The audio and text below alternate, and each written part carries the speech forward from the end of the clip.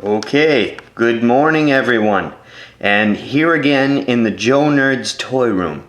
I'm attempting to shoot out something very different this morning. I'm shooting out a video really quickly before I leave for work, so we'll see how this goes. Here is a vintage, I almost said something else, G.I. Joe figure that I've had for quite a long time, but I've only cracked him out of the plastic bubble. I only opened this about maybe a few weeks ago. So, and I thought, yeah, this figure would make a really good review subject. So we're looking at Sub-Zero, Winter Operations Specialist. So this is a pretty obscure G.I. Joe figure as characters go. Believe it or not, yeah, this character showed up in 1990. And believe it or not, since then he's only had one other version of him made, and it was a direct remold of this very figure. And on top of that, it was not really that highly available to everybody, as it was a mail away. So pretty much if you missed the boat, you pretty much missed the boat. But anyway, so I wanted to get to the artwork. The card art on this figure is spectacular. It is really nice. You've even got, like, I think you can notice by my thumb here, you even have like the empty bullet shells flying down to the floor, to the snowy ground, as he's firing. It looks like it's an M60. Yeah, you know, I can't really say anything bad about the card art. And there you got down here below, you've got these very modern type snowshoes. As I'm sure the Plastic Junkie, my good friend the Plastic Junkie, will recognize here this sticker, free command ring inside. Don't worry, Mr. Plastic Junkie, I'll consult with you if you are missing the command ring. I'm sure we can work something out in a trade or something. Alright, so then getting to the back, then we've got, I just wanted to touch upon the file card a little bit. I really like this. So you got file name, Mark Habershaw. Primary military specialty, Winter Operations Specialist. Secondary military specialty that is, Field Artillery. Birthplace, Smithfield, Rhode Island. Alright, so what I really wanted to touch on was, this is really interesting as they describe him.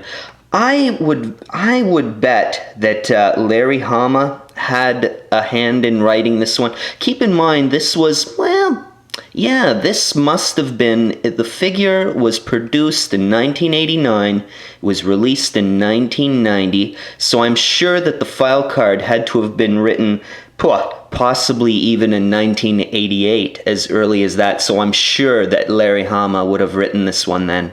I like this. They describe his personality a little bit. He beat... Alright, I'll just read a little bit. Sub-Zero was an instructor at the Army Northern Warfare Training Center in Fort Greely, Alaska, and consultant to Cold Regions Test Center at the same facility. He beat all records for cold weather endurance solely on meanness. I really like this. And then down here below, as they describe him a little bit more, just one last thing.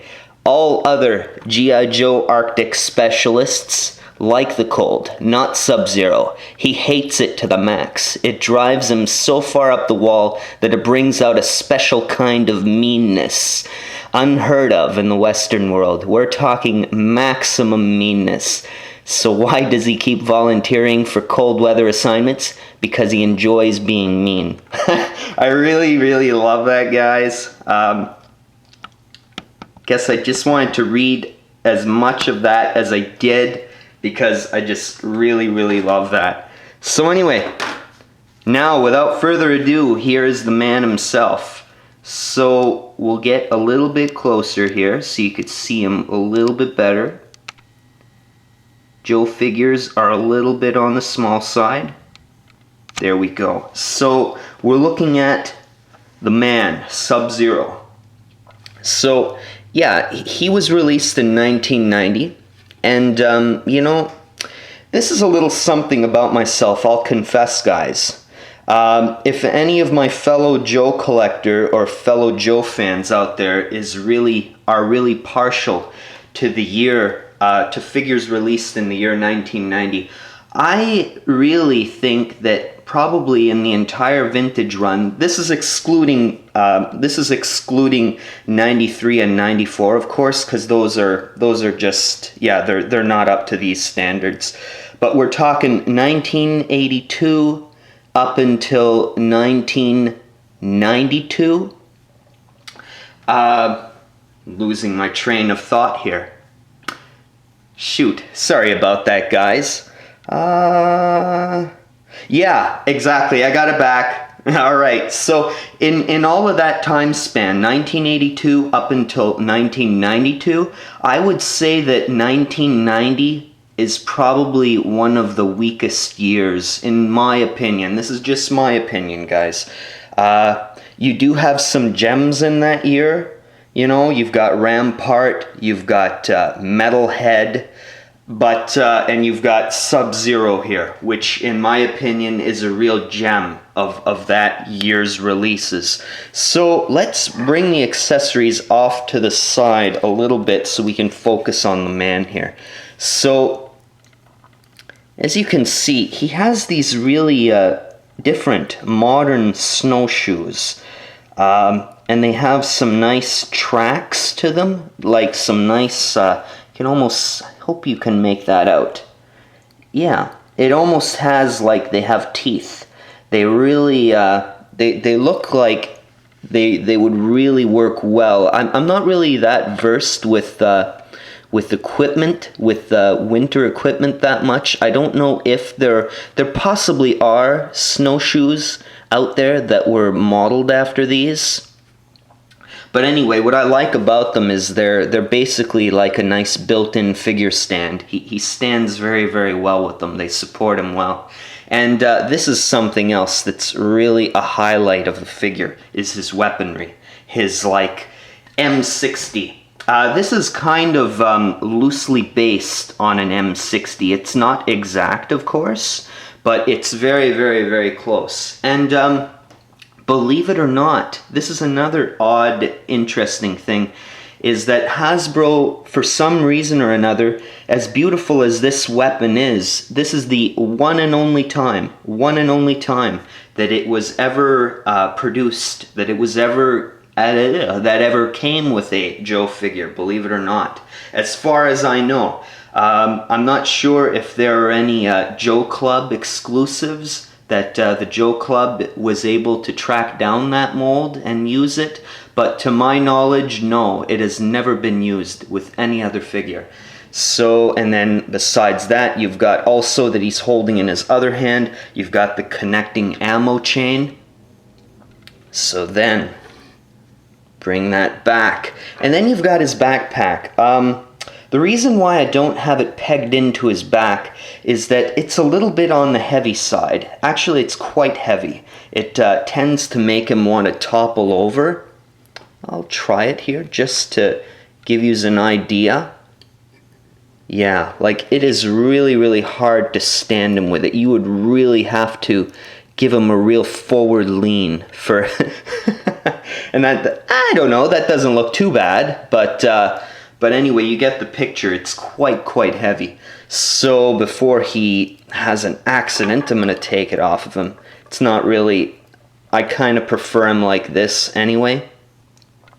And then, lastly, you have his mortar. So this is just a standard like mortar launcher. And you've got, it comes with 5 of these little mortar shells. And what's kind of neat about it is that there is no launching mechanism, guys. This is the good old days back before everything was spring-loaded. So you pretty much load it just the old-fashioned way here. Pretty much just like the real thing. You just, not like that, like this. And then as it fires off, you can just imagine, makes the sound and blammo. So anyway, yeah, that's about it. So yeah, what else was I thinking of doing? So we can bring it on in, bring all the accessories in closer. And I was just thinking of putting in a little bit of background just to give you an idea of what he would look like in your Joe display, like say in a nice little diorama of sorts, you know. It would look pretty sharp. So anyway, yeah, that's about it. That's Sub-Zero, the Winter Operations Specialist, a pretty obscure gem from 1990 in the G.I. Joe vintage line. So, with all that being said and done, guys, I hope you enjoyed this quick little review of an obscure vintage Joe figure. So take care of yourselves, everybody, and I'll talk to you all again very soon in the very near future. Bye for now.